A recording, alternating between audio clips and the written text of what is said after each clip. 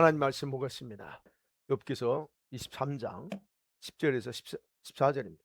한 목소리로 14절까지만 읽겠습니다. 시작. 그러나 내가 가는 길을 그가 아시나니 그가 나를 단련하신 후에는 내가 순금같이 되어 나오리라. 내 발이 그의 걸음을 바로 따랐으며 내가 그의 길을 지켜 치우치지 아니하였고 내가 그의 입술의 명령을 어기지 아니하고 정한 음식보다 그의 입의 말씀을 귀히 여겼도다. 그는 뜻이 일정하시니 누가 능히 돌이키랴. 그의 마음에 하고자 하시는 것이면 그것을 행하시나니 그런즉 내게 작정하신 것을 이루실 것이라. 이런 일이 그에게는 많이 있느니라. 아멘. 오늘은 고난 주간이죠. 오늘 고난 주간이 시작됩니다. 오늘 그래서 저는 고난과 관련돼서 이 하나님은 어느 정도까지 저와 여러분에게 거룩을 원하실까 하는 거예요. 우리가 거룩해야 된다, 거룩해야 된다 많이 들었잖아요. 근데 어느 정도까지 주님은 우리가 거룩하기를 원하시느냐 하는 거예요. 자, 여러분 우리가 고난 주간 시작하면서 이, 이 주간 주님이 당하신 고난을 우리가 늘 고난 주간 되면 주님의 고난을 기억하고 내가 당했던 그 고난을 주님이 대신 당해 주셨다 하는 것, 그런 그 고난의 아픔을 묵상하면서 우리가 지내는 것이 전통적입니다. 그죠? 그래서 이번 한 주간도 여러분이 그렇게 보내셔야 됩니다. 그러면 생각, 왜 이런 고난을 주님이 당하셨는가? 물론 우리가 알죠. 저와 여러분 우리를 위해서, 예, 우리의 죄값을 지불하고 질병을 담당하고자 이런 고난을 주님이 당하셨다는 거 압니다. 그래서 우리는 그런 고통과 어떤 뭐랄까요, 고난을 당하지 않아도 된다는 그런 감사의 마음을 우리가 가지고 있습니다. 우리가 대신 받아야 되는데 그랬기 때문에요. 그러나 이것이 여러분이 전부라고 생각한다면 우리는 주님의 고난 당하심에 대해서 하나만 알고 그 다음을 모르고 있다는 겁니다. 여러분, 주님의 고난에 또 다른 의미가 있어요. 주님이 고난 당하신 또 다른 의미는 주님을 믿고서 살면서, 우리가 믿고 살면서 우리도 동일하게 그런 고난을 동참함을 통해서 아버지의 뜻을 이루며 살아야 된다는 것이 주님의 고난 속에 담겨져 있다는 얘기입니다. 여러분 생각해 보세요. 왜 예수님께서 고난 당하도록 하나님이 허용하셨을까 하는 거예요. 주님이 아버지가 그냥 마음대로 하셔도 되는데 왜 꼭 굳이 그런 십자가의 엄청난 고난을 당하도록 허용하셨나 하는 겁니다. 여러분, 기본적으로 타락한 인간이 하나님의 자녀가 되기 위해서 여러분 반드시 지나야 될 과정이었기 때문에 그렇다는 거 우리가 잘 압니다. 그리고 그것만 있지 않아요. 그리고 우리 성도들이 이 과정을 지나면서 각자에게 있는 죄성을 뽑아내고 하나님 자신의 성품으로 바꾸는 일 때문에 고난이 있는 것이고 고난을 허용하셨다 하는 겁니다. 그래서 예수께서 당하신 고난, 고통의 시간은 오직 그분의 배가만 속한 게 아니고 우리들도 그 동일한 과정을 거치면서 살게 된다고 하는 것을 우리가 예수님의 그 고난을 통해서 우리에게 보여주고 있다는 겁니다. 그래서 고난 주간이 되면 주님이 행하신 그런 업적도 우리가 기억해야 되지만 우리도 받아야 될 고난이 있구나라고 하는 것을 더 생각하는 것이 중요하다는 겁니다. 나는 고난 없으면 좋아. 아니, 우리도 고난이 있어야 됩니다. 그래서 고난이 무익한 게 아니고 오히려 각자를, 우리 성도 한 사람 한 사람을 하나님 뜻에 맞게 준비시키는 교육과 같기 때문에 이 고난은 절대적으로 필요하고 우리에게 유익하다 하는 겁니다. 우리의 죄를 위해서 주님이 당하신 고난 이미 모든 걸 다 해결해 버렸습니다. 그러니까 우리는 동일하게 그는 주님이 당하신 것처럼 우리 당할 필요는 없습니다. 그러나 여러분, 저와 여러분이 살면서 당하는 고난은 무엇을 위함이냐 하는 거예요. 무엇을? 우리의 죄를 없애기 위해서 고난 당해야 되느냐? 아닙니다. 도대체 무엇을 위해서 고난 당해야 되냐는 거예요. 그게 오늘 이제 포인트인데요. 우리들이 주님의 뜻대로 변화돼서 온전한 하나님의 자녀로 인정받기 위해서 고난이 필요하다는 겁니다. 여러분, 우리 모두가 하나님의 자녀입니다. 이게 무슨 말인가요? 아니, 우리 다 이미 하나님의 자녀인데. 제가 그랬죠. 앞에 형용사 뭐예요? 온전한 하나님의 자녀라고 그랬습니다. 우린 다 하나님의 자녀입니다. 그런데 온전한 하나님의 자녀가 되기 위해서 이 고난이 필요하다는 거예요. 이 말을 오해할 수가 있어요. 여러분, 로마서 1장 4 절에 보면 예수께서 이미 하나님의 아들이셨어요. 말씀 뭐죠? 근데 뭐래요? 사람들에게 정말 하나님의 아들이심을 선포하게 되는 과정이 필요했다고 말합니다. 그 과정은 뭐였어요? 죽은 자들 가운데 부활을 통해서, 부활이에요. 부활을 통해서 사람들에게 부활 사건입니다. 그래서 이 사건을 통해서 예수님이 진짜 하나님의 아들이었다라고 선포하게 됐다라고 하는 겁니다. 동일합니다. 저와 여러분 예수 믿음을 통해서 우리는 하나님의 아들, 딸, 자녀가 다 되었습니다. 근데 온전한 자녀가 아닙니다. 온전한 자녀가 되기 위해서는 바로 고난의 과정에서 뭔가 필요하다는 거예요.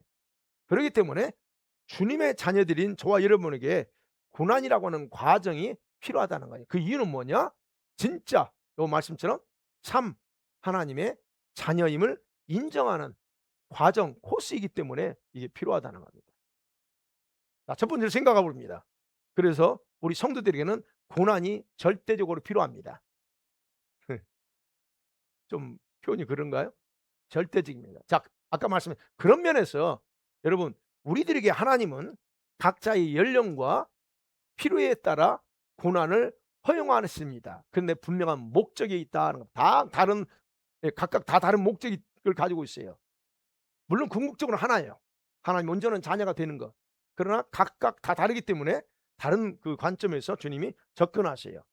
그러면 그 고난의 과정이 정말 왜 필요한가를 실제적으로 이해하기 쉽게 설명하면 다음과 같이 생각해요.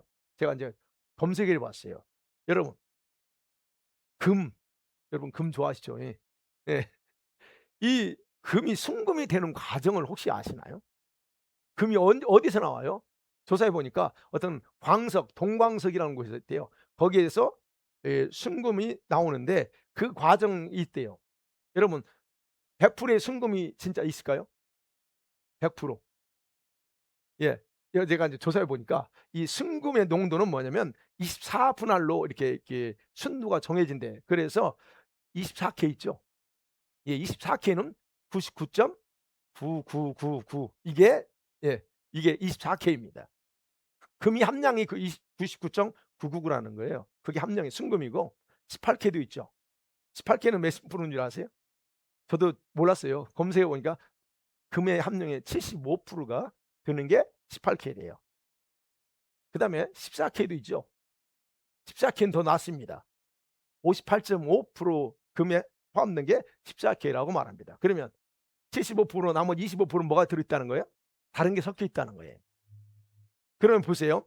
이 순금이 도대체 어떻게 만들어지냐는 거예요. 여러분, 제가 검색해 본 결과 동광석 구리 있잖아요. 쿠퍼 있잖아요. 이 돌이 돌광석, 동광석 1톤에 여러분 나오는 금이 이제 15g에서 20g의 금이 들어 있답니다. 예. 그래서 처음에는 광석이에요.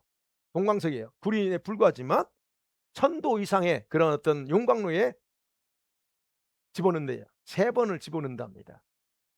그런데 여러분, 그 동광석이 처음에 이렇게 재련하면 동 먼저 나오고요. 그다음에 나오는 게 은으로 나온대요. 은. 그다음에 뭐냐면 마지막 제대로 되는 게 이제 진짜 금이 나온다 그래요. 그러면 광석에서, 그런 동광석에서 순금이 되기까지는 40여 일이 거친답니다. 이거는 저 재련사가 한 글을 그대로 제가 소개하는 거예요. 40여 일. 그리고 한번 순금이 된 뒤에는 한번 이 금이 순금이 됐잖아요. 그러면 다시 광석으로 돌아가지 않는데요. 그냥 그대로 끝난다는 거예요. 자, 이런 재련 과정에서 금은 비중이 높기 때문에 밑으로 가라앉는답니다. 그리고 뭐요? 나머지 불순물은 위로 떠오른대요. 그러면 재련할 때 가장 뭐가 중요하냐? 온도가 제일 중요하대요. 그래서 1000도 이상이어야 된다는 거예요. 그래서 온도가 낮아도 안 되고 너무 높아도 안 된다. 이게 그분들이 하는 얘기예요. 그리고 다른 액체를 거기다 녹여 가지고 그 찌꺼기 불순물을 빼낼 수가 없답니다. 그래서 그 재련하는 재련사의 머릿속에는 항상 뭐냐면 적당이란 말이 없대요. 적당히 해야지. 이게 없답니다. 이게 크리스찬 재련사가 쓴 글 중에 제가 발견했어요. 마지막 불순물이 딱 제거되면 되면 있잖아요. 그러면 금의 표면이 이 판판하게 바뀐대요. 그 자체가 판판하게 퍼진대요. 그때 금의 표면에 얼굴이 재련사가 보면 자기 얼굴이 거울처럼 뚜렷하게 자기 얼굴을 비친대요. 그게 진짜 순금이 태어나는 그런 시간이다라고 그렇게 얘기해요. 자, 동광석을 가지고 순금이 되려고 만들려고 할 때 자신의 얼굴에 거울처럼 비춰질 때까지 40 일의 그런 연단, 들어가는 그 과정을 멈추지 말아야 된다는 것이, 이 부분을 생각할 때 저는 뭐가 있냐면, 왜 그러면 예수님께서 우리 성도들에게 고난을 허용하시는가를 저는 조금이나마 이해가 할 수 있었어요. 여러분, 주님께서 우리 같은 불순물, 죄악의 불순물로 가득한 섞여 있는 그런 저희들을 선택해 가지고 바로 이 불순물을 어디에서 제거하냐는 거예요. 고난의 용광로 속에 넣어서 바로 연단시켜요. 그 연단의 목적이 뭐예요? 분명한 거예요. 찌꺼기 제거하는 거예요. 여러분, 주님께서 자신이 선택한 자녀들을 이 순금처럼, 그렇죠, 정금같이, 오늘도 이 10절에죠. 여기 옛날에는 정금이라고 표현했는데 지금은 순금으로 바꿨어. 이 정금처럼 나오려 할 때 순금처럼 만들기 위해서 고통과 환난 같은 용광로 속에 집어넣어 가지고 여전히 우리 속에 남아 있는 그런 죄악의 찌꺼기들을 제거하고 거룩한 삶을 만들어 가신다 하는 겁니다. 그분이 그 일을 하신다는 거예요. 그렇기 때문에 저와 여러분은 그런 어떤 고난을 통해서 다듬어 가시는 주님의 뜻에 집중할 필요가 있다 하는 겁니다. 우리는 고난에 집중하지만, 힘든 것에 집중하지만 '왜 나한테 이것이 주어졌을까?' 할 때 이걸 우리는 정확하게 포커스를 다시 잡아야 될 필요가 있다고 생각합니다. 그다음에 두 번째로, 주님은, 예, 우리 성도들을 순금 같은 사람으로 만들고, 왜 만들고 싶어 할까 하는 거예요. 왜 그럴 것 같아요? 여러분, 예수님 우리 성도를 이런 정금처럼 순금처럼 만들기 위한 용광로가 환난이나 또는 고난이라고 우리가 인제 표현하잖아요. 그렇다면 어느 누구도 이 용광로 속에 언제 들어갈지는 아무도 모릅니다. 그죠? 내가 알고 주님이 내일 늦게 이랬으면 마음 단단히 하고 금식도 하고 할 텐데 그러지 몰라요. 그렇다면 내가 이 용광로 속에 어느 순간 나도 모르는 사이에 용광로 속에 들어간다 할 때 가장 먼저 느껴지는 게 뭘까요?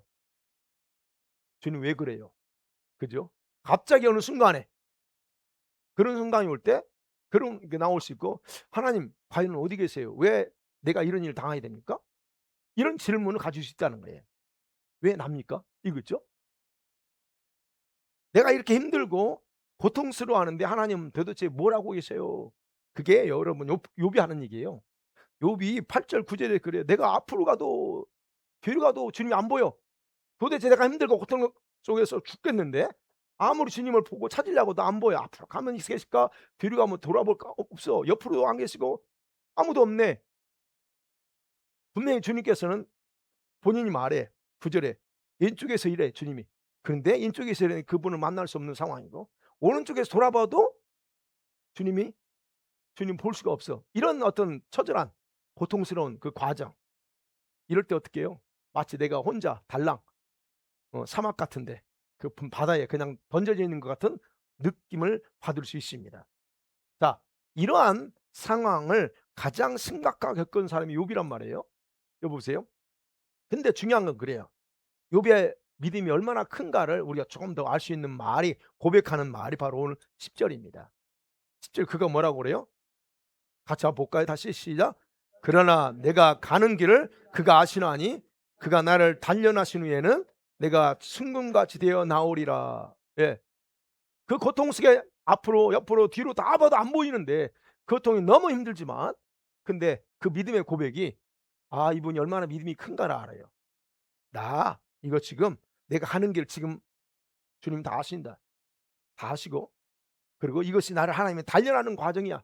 훈련 그 훈련시키는 연단시키는 과정이다.'라고 생각하고 그 과정 지나면 나를 순금처럼 정금처럼 만들어, 이렇게 고백합니다.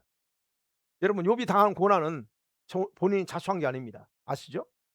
사단이 하나님을 충동질했어요. 한번 하나님 해 보세요. 그럼에도 하나님은 그를 믿고 있었기 때문에 사단에게 시험하도록 허용을 한 상황에서 지금 욥이 고통을 당하고 있어요. 자, 이 시험을 통해서 하나님 뭘 기대했을까 하는 거예요. 하나님 욥의 신앙을 다시 한번 확인하면서 견고하게 하려는 의도가 여기 담겨 있어요. 나중에 축복을 해 주신 걸 보면 예, 거기 담겨 있다는 걸 보거든요. 그러니까 중요한 건 그렇습니다. 욥의 삶에서도 그렇다면 저와 여러분의 삶에서 만일에 이런 과정에 우리가 들어가 있다면 하나님께서 이런 과정과 그다음 목적과 목표가 무엇인가를 다 알고 주님은 계신다는 거예요. 도대체 내가 왜 이런 고통 당해야 되는가에 대해서 주님은 다 알고 계셔요. 목적이 뭔지, 이유가 뭔지, 뭘 목표로 해서 하려고 하는지 다 아신다는 거예요. 그리고 이 과정은 저와 여러분 아니면 여러분 각자를 단련해야 될 무엇인가가 있다는 것을 의미합니다. 아, 내가 뭔가 지금 무너지고 깨져야 될 게 제거해야 될 찌꺼기가 있구나라고 하는 거예요. 그것이 뭘지 그 과정 속에서 나중에 다 드러나지만, 자, 그래서 고난은 분명한 목적이 있습니다. 하나님의 뜻이 거기에 숨겨져 있다는 거예요. 그래서 이 사실을 여러분이 인식한다면 비록 힘들지라도 견고하게 믿음 위에 서서 반응할 수가 있다는 겁니다. 여러분요 그것을 정확하게 이해하고 있었어요. 그래서 그가 나를 단련할 수 있는 애는 이렇게 나올 것이라라고 고백을 한 겁니다. 이게 이해가 되니까 고백하지, 이해가 안 되면 뭐가 나와요? 원망이죠. '왜 나한테 그래요? 내가 뭐 잘못했길래? 내가 그렇게 예배 드리고 제물 드리고 내 자녀들 죄 질까 봐 내가 얼마나 그랬어요. 그런데 왜 나한테 그럽니까?' 이렇게 나올 거요. 근데 욥은 알아요 그거. 이게 바로 하나님이 나를 연단하는구나 하는 거예요. 그래서 여러분 삶 속에서 삶을 살아가면서 여러분에게 일어나는 모든 일들, 그게 남편의 잘못이든 아들이 잘못이든 아내가 잘못했든 간에 벌어진 일들은 다 연단이라고 생각하셔야 돼요. 물론 그게 예, 순간순간 고통스럽죠. 근데 연단이라고 생각해야 믿음의 저 욥의 고백처럼 나올 수 있다는 거예요. 예. 그래서 여러분 인생을 이게 거의 많이 사신 우리 권사님 세대 나이 드신 분들을 만나 보면 한결같이 똑같은 거예요. 그분들 편하게 살아온 것 같은데 아니에요. 고난의 시간, 고통의 시간을 다 지나왔어요. 그죠, 권사님? 다 지나왔어요. 없는 것 같은 애 다 있습니다. 지금은 보니까 없는 거 보여. 왜? 지나왔기 때문에 이 정도 됐어. 다 있어요. 그러니까 그런 걸 들으면 어떡해요? '아, 내가 당하는 지금 고통이 견디기 힘들겠지만 예, 자신이 얼마든지 이겨낼 수 있는 것들에 불과하다는 것을 내가 그걸 그러는 걸 통해서 알게 되고 위로도 받을 수가 있다는 거예요. 그래서 힘든 분 있으면 권사님들 좀 대화해 봐요. 권사님 인생 사시면서 지나왔던 그런 것들. 거기에서 위로받을 수 있듯 답이 나와요. 그러기 때문에 이것을 이겨내야만 하나님의 나에게 향한 하나님의 뜻이 세워져요. 그다음에 올 수 있는 고통스러운 일들에 대해서도 '이건 아무것도 아니야. 큰일이라고 생각 안 해.' 그죠? 그래서 '지나가는 과정이야.'라고 넉넉하게 마음을 가질 수가 있어요. '아, 지나 보니까 이거는 그래 다 지나가. 시간이 지나면 해결해 줘.' 뭐 그랬죠, 어르신들. 네. 자, 그러면 봐요. 우리가 어떤 고통을 겪으며 살았느냐? 이것도 인제 각자에게 예, 중요하게 생각할 수 있어요. 그러나 그보다 우리 신앙인은 더 중요한 게 뭘까요? 그런 고난의 시기를 어떻게 내가 지나왔는가가 더 우리는 중요하다는 거예요. 투덜투덜하며 지나왔냐? 아니면 잘 믿음으로 통과했냐? 이게 중요하다는 거예요. 그래서 그 고난의 시기를 지나면서 예, 부끄럽지 않게 당당하게 좌로나 우나 이렇게 치이지 않는 고런 믿음의 사람들에게는 그 고난의 시기는 어떤 게 돼요? 축복이 되고 참으로 아름다운 시간이어서 돌아보면 자랑할 만한 간증거리가 될 수도 있습니다. 그리고 하나님은 그 하나님의 연단, 단련을 통해서 어떤 부분에서는 내가 깨끗하게 만들어지고 깨끗한 그릇으로 다듬어져 있다는 것을 발견하게 될 겁니다. 예. 그래서 주님이 부어 주시는 이 보석을 담을 수 있는 깨끗한 그릇으로 준비되는 과정을 우리가 통과해 왔다라고 하면 그렇게 인식할 필요가 있는 거예요. 여러분 지금 그 과정을 지나가는 분들 계실 수 있어요. 근데 그거 그냥 지나갑니다. 아시죠? 지나가요. 자, 욥이 바로예요. 욥은 그 고난을 통해서 마음과 믿음이 무너진 게 아니고 오히려 하나님의 말씀을 더 귀하게 여기게 되었다라고 11절과 12절에서 말해요. 내 발이 그의 걸음을 따랐어. 무너지지 않았다는, 좌우로 넘어지지 않았어요. 치우치지 않았어요. 그 길에서. 그리고 입술의 명령을 지키지 않고 그의 입술의 명령을 어기지 않고 이 말씀을 오히려 더 중요하게 여겼다 그래요. 여러분, 하나님은 우리 성도들의 고난을 통해 하시는 작업 중에 하나가, 저와 여러분이 이 말씀 중요성을 잘 모릅니다. 그죠? 읽긴 읽어. 영혼의 양식이라 하니까 성경을 읽어. 성경으로 알지. 이것이 얼마나 중요한가는 그렇게 깊이 인식 못해요. 내 영혼의 깊은 양식이라는 것에 대해서 인식 못합니다. 그런데 하나님은 이런 고난을 통해서 작업하는 게 있어요. 바로 우리 이런 성도들 하여금 하나님 말씀이 얼마나 중요한가를 알게 하신다는 거예요. 왜요? 왜냐하면 하나님의 말씀에 대한 저와 여러분의 태도가 하나님의 거룩의 성품을 닮아가는 데 있어서 기초이기 때문에요. 거룩의 기준이 말씀에서 있지 여러분의 생각에서 있지 않습니다. 그렇기 때문에 이 말씀이 얼마나 중요한가를 고난을 통해서 제일 먼저 알게 하는 거예요. 아, 이 말씀. 그래서 힘들고 어려울 때 말씀을 통해서 위로받으려고 해야지 사람한테 자꾸 얘기해 가지고 뭘, 예, 조언은 들을 수 있지만 그건 잠깐이에요. 근데 하나님 말씀으로 돌아가야 돼. 하나님이 뭐라고 말씀하셨는가? 바로 욥이 그 부분이 있어요. 하나님 말씀이 얼마나 중요한가를 알았어요. 그러니까 하나님께서 순금으로 만들고 싶어 하시는 분명한 이유는, 예, 우리 성도들의 발걸음 그리고 입에서 나오는 말씀들을 귀하게 여기고 그 발걸음이 좌우로 치우치지 않고 그리고 말씀에 드러나 있는 주님의 길을 온전하게 가도록 하는 거, 이게 주님의 궁극적인 이유 중에 하나라 우리가 이렇게 쉽게 풀어서 설명할 수 있습니다. 여러분이 지금 제대로 하나님 말씀대로 가고 있습니까? 그렇다면 과거에 당했던 여러 가지 환난 어려움 속에서 여러분은 제대로 가고 있다 하는 거예요. 여러분, 하나님의 말씀을 귀히 여기는 삶이 바로 하나님을 존중 여기는 그런 삶이라는 거예요. 여러분이 하나님 존중하십니까? 하나님을 사랑하세요? 그 증거 중에 하나가 말씀을 귀하게 여기는 거예요. 그럴 때에 성령께서는 아버지와 같은 거룩한 성품으로 저와 여러분 안에서 빚어 가시는 겁니다. 욥은 바로 이 고난을 통해서 배운 것이 그거예요. 그리고 또 하나는 그거예요. 하나님 말씀에 충실했어요. 그다음에 하나님께서 작정하신 의도 중에, 예, 의도에 내가 순종하는 삶을 살 수 있게 되었다라고 얘기해요. 13절 14절 그 얘기입니다. 그는 뜻이 일정하시니 누가 능히 돌이킬 수 있으랴. 마음에 행하고자 하는 건 다 그분은 행하셔요. 그래서 내게 작정하신 것은 그분은 반드시 이루신다 얘기해요. 이게 무슨 말입니까? 이런 고난을 통해서 하나님이 생각하는 게 있어. 그 생각하신 것이 있는데 이거는 변경하지 않는다는 거예요.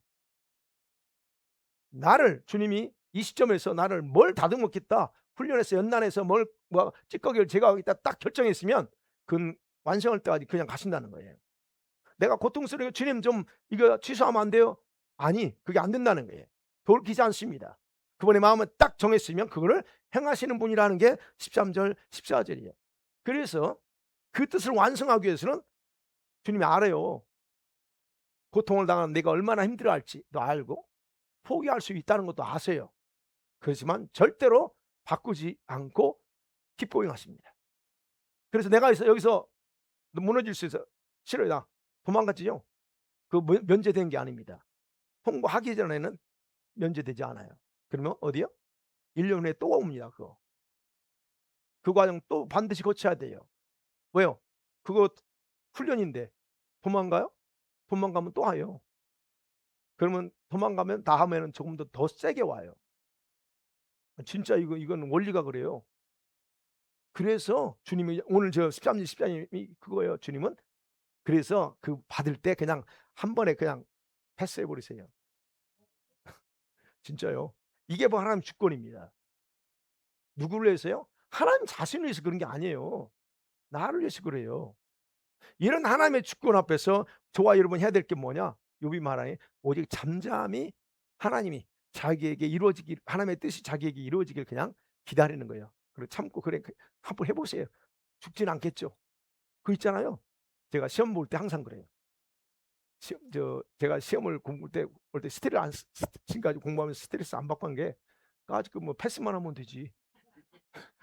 예. 아니 그 정신으로 해요. 물론 대학부 때는 장학금 받을 왜 등록금 돈이 없으니까 장학금 받겠다 해서 내가 열심히 해서 장학금 받았지만 근데 대학원에서는 그렇게 안 했어요.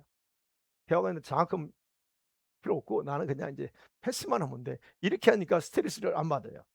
중요한 그거예요. 하는 게 중요하다는 겁니다. 중요하면서. 그러니까 여러분 하나님은 무슨 방법을 통해서든지 성도들에게 해당되는 계획을 진행한다. 그러면 취소하지 않습니다. 여러분에게 절대 취소하지 않습니다. 그 반드시 이루시는 분이라는 걸 다시 한번 여러분 인정하셔야 돼요. 그리고 요번 바로 이런 사실을 정확하게 이해했기 때문에 원망하지 않고 그 뜻이 이루어지게 고백하는 거예요. 이루어지도록. 자, 이런 방식으로 하나님은 우리 성도들을 승금으로 만들어 가기를 원하십니다. 그러니까 하나님의 궁극적인 목적이 뭐예요?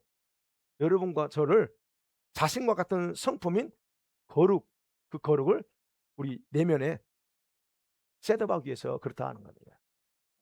그럼 마지막으로 세 번째 생각이요. 그럼 여기서 말하는 거룩, 그렇죠? 거룩의 농도는 어느 정도까지일까 하는 거예요. 지난주에 2부에 우리 청년단한테 거룩이 삶의 첫 번째 목표여야 된다는 그런 설교를 했어요.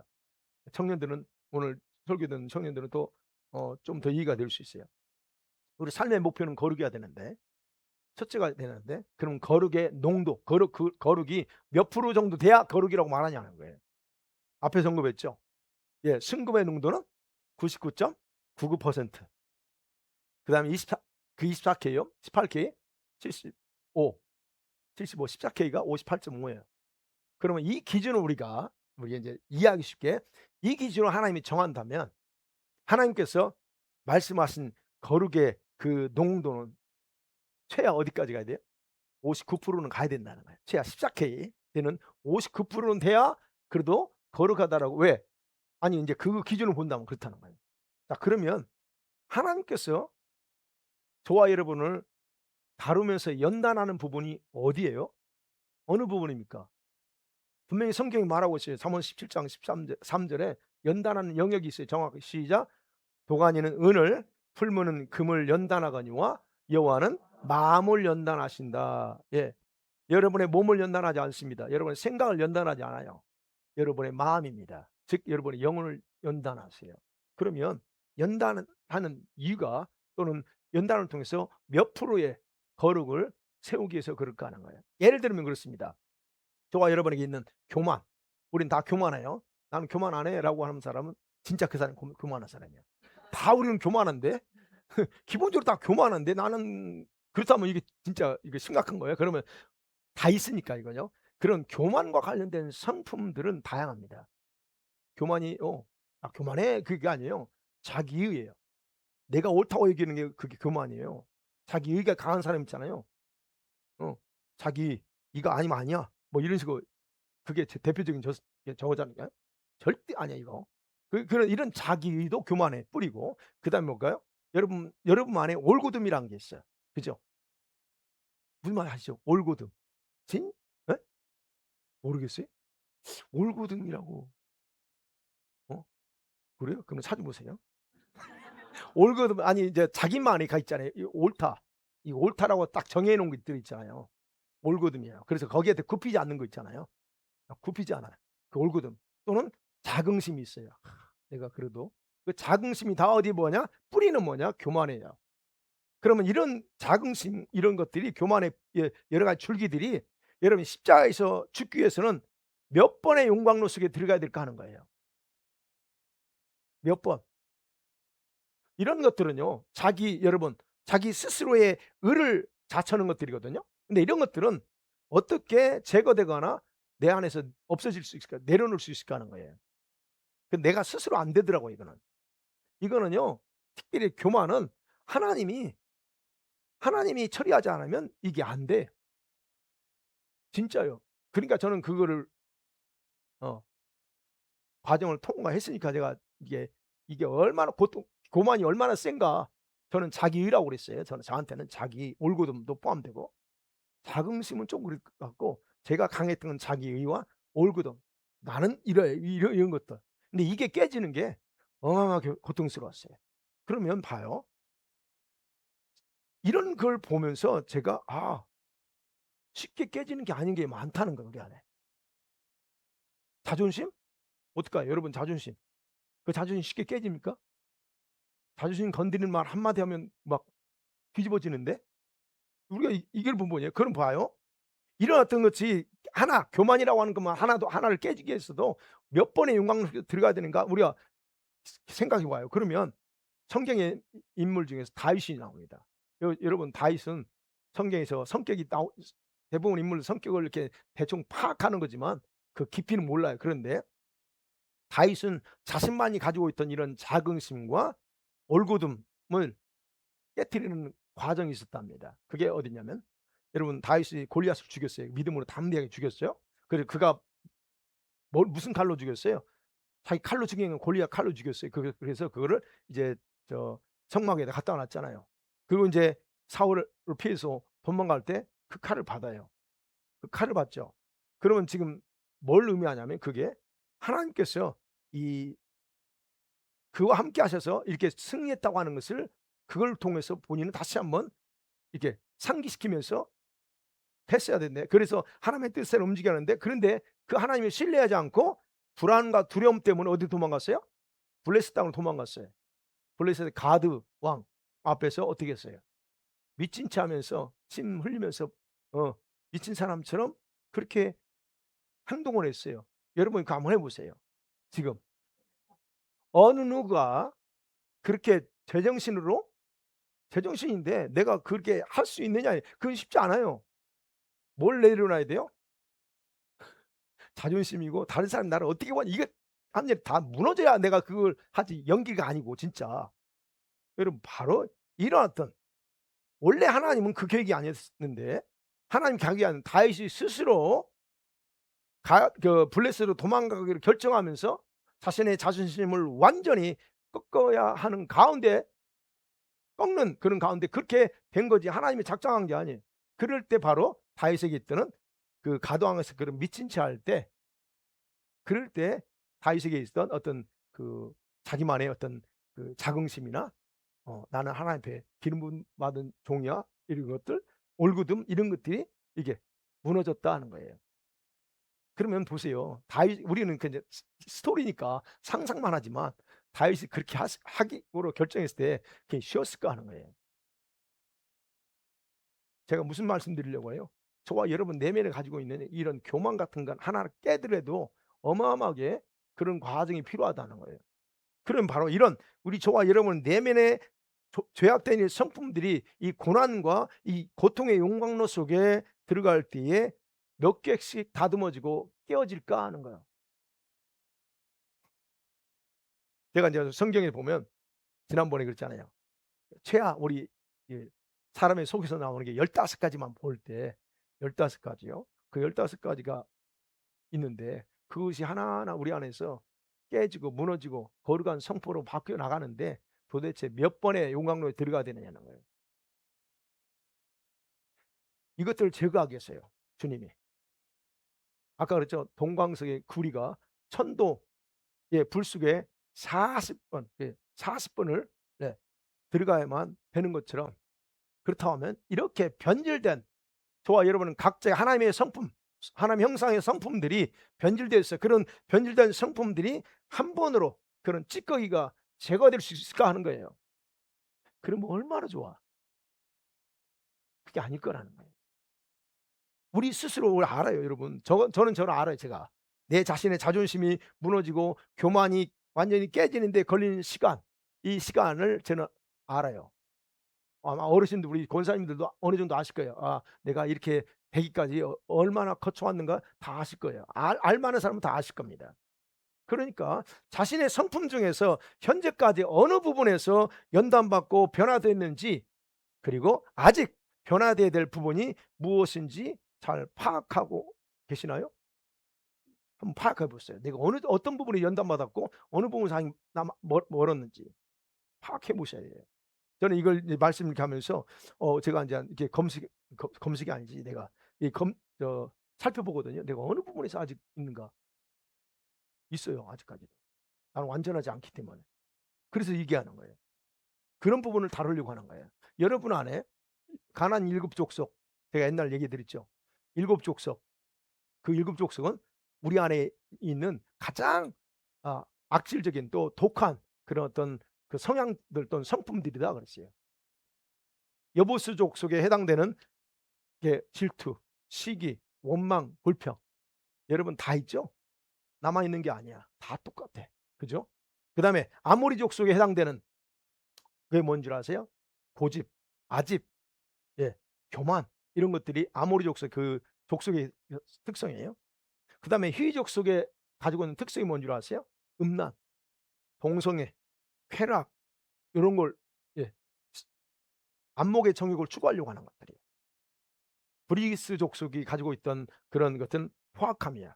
성격이 아주 포악하고 혈기 넘치고 짜증, 그 분노, 이게 다 거기에 해당돼요. 그다음에 해 족속이 가지고 있는 특성이 거짓말, 예, 위선적인 거, 공포와 두려움에 잡혀 있는 이런 것들. 그다음에 기르가스 족속에 해당되는 게 태만함, 게으름, 나태함, 안일하게 그냥 편안하게 하려고 하는 이런 것들. 가나안 족속이 가지고 있던 특성이 그거예요. 도둑질이에요. 예. 11주 도둑질하고 이웃주 도둑질하고 돈, 탐욕, 명예, 인정받고자 하는 욕구가 바로 이 가나안 족속이 가지고 있는 특징들인데, 이게 바로 누구에게 있는 거, 우리에게 다 있다는 게, 이것들을 점검해 보라는 거. 어떤 부분이 아직까지 있는지. 물론 지금까지 살아면서 많이 다듬어지고 이렇게 했지만 여전히 있어. 그 부분을 점검해 보라는 겁니다. 사랑하는 성도들은 말씀 맺어 볼게요. 하나님은 저와 여러분을, 예, 승금처럼 또는 정금처럼 그렇게 연단을 통해서 그렇게 바꿔 가시기를 원합니다. 그럼 우리는 하나님께서 어느 정도까지, 정확하게 어느 정도까지의 거룩을 원하시는 지는 정확하게 알 수는 없어요. 다만 성경을 통해서 알 수 있는 것은 거룩은 각자의 성품의 영역이다 하는 겁니다. 여러분의 성품의 영역이 거룩해져야 된다. 근데 기준은 있어요. 하나님처럼 "내가 거룩하니 너희도 거룩해." 그랬죠? 베드로서 지나가 봤던, 예, 하나님처럼 거룩해지는 것이 우리의 어떤 성경은 말하고 있다는 거예요. 그리고 중요한 것은 계시록에서는 거룩 이 하나님의 거룩함이 영원한 천국인 진주문 안에 21장 22 장에 나온 그 진주문 안에 들어갈 수 있는 열쇠와 같다라고 계시록에서는 기록하고 있다는 거예요. 여러분이 정하세요. 거룩의 기준이, 여러분의 거룩이 스스로 여러분이 거룩의 기준이라고 한다면 몇 프로까지 선호할 것 같으냐 하는 거예요. 24K요? 14K요? 아니 18K요? 여러분 24K든 14K든 여러분 둘 중에 세 개 있는데 그 셋 중에 어떤 것에 가치를 더 두고 여러분 사실래요? 14K요? 18K요? 24K요? 뭐에 더 가치를 둘 거냐고요. 물론 당장 돈이 없으면 14K도 괜찮다고 하겠죠. 그러니까 쪼금 더 여유가 있으면 그래도 18K도 여러분 정하세요 여러분. 아마 대부분 다 24K를 원할 거예요. 그죠? 그래도 그 정도. 안 된다면 그래도 14K 정도 나쁘지 않다. 우리가 생각하기에 분명합니다. 우리는 다 그게 본능이 있어요 그거. 여러분 하나님께서는 저와 여러분에게도 그런 정도의 거룩을 원하지 않을까 하는 거예요. 네. 이것에 대한 대답은 여러분 스스로 정하세요. 난 어느 정도까지 거룩해지기를 원하는지. 그리고 그렇게 정해진 기준에 맞춰서 여러분과 저의 내면을 거룩으로 만들도록 성령께 부탁하면서 살기를 원합니다. 어떤 부분은 쉽게 바뀔 수 있어요. 어떤 부분은 쉽게 바뀔 수 있지만 그러나 어떤 부분은 고난의 깊은 용광로 속에 넣어 들어가야만 되는 부분들이 있어요. 네. 그렇다면 그것도 충분히 감수해야 될 일이라는 거예요. 여러분이 당하고 있고 여러분이 처해 있는 모든 환경 속에서 그런 것들은 다 여러분이 이겨내야 될, 감수해야 될 부분이라는 거예요. 광석에서 아까 그랬죠. 찌꺼기를 제거하는데 최하 40번의 불 속에 집어넣는 그랬던 것처럼 우리 성도들에게도 이 그 40일이라고 하는, 예, 그런 승금 만드는 과정에서 보면 40번이라고 그래서 저는 번뜩 뜨였어요. '아, 우리 성도들에게 중요한 의미가 있구나.'라고 하는 생각이 들었어요. 그러기에 여러분이 14K를 18K를 하든 24K를 할 건지 여러분 정하세요. 그리고 그것을 위해서 전심으로 자신을 투자하고 성령이 강권하시는 그런 능력을 의지하면서 여러분의 내면을 그는 아버지의 거룩한 성품으로 만들어 가는데 전심전력을 다하기를 주의 이름으로 간절히 축원합니다. 아멘. 기도하십니다.